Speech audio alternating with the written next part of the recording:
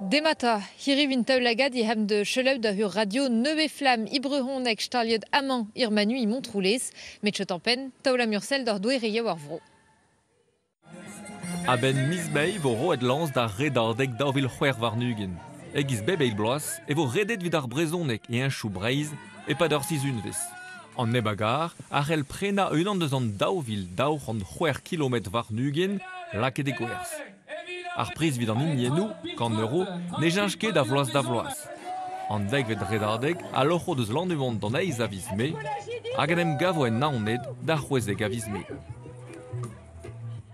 Hiri vintaulagad I hem de heul kazetenerion Arvorig FM Montroulez, ur radio neve flam lancet ged Arvorig FM a ben bout tochta d'ar brehonegerion ar vroman.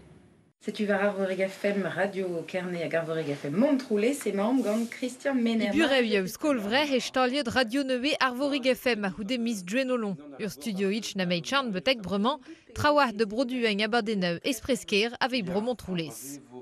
Bez eus pider arvez a programo lechel, m'avez klevet Montroulez epken, diou arvez a badenou komzet, da la varede reportajou, kronikenou, penadou koz, hag ur playlist hag un habillage, ye, jingle gweslet davant da vro Montroulez nemeken. Se tu pider arvez bende.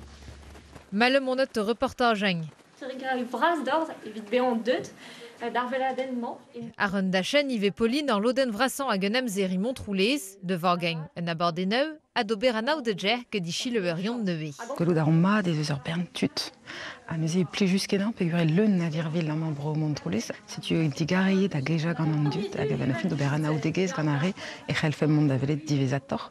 A mose wezon nie ez eus eus Arvorig FM Montroulez. Dija gant Arvorig FM e landerne veze penaos kelawet kalzi gant tud Montroulez, me a ze vo muioc'h c'hoaz a nevezen tiou deus ar vro, neuze laouen kenan.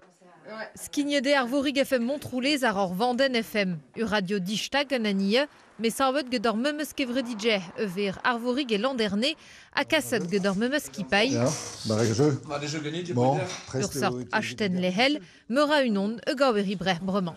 Ar pa la zo bezan tostor ouzh an dud, l'od deus tud gwenet o deus lantet Studio Neves hag Radio Neves e gwenet, tud RKB Radio Kreiz Breiz o deus lantet Radio Neves e gwengamp, andraze zo evit kaout miur a vrezounek e pebler, a kaout miur a skoazel digant ar stad.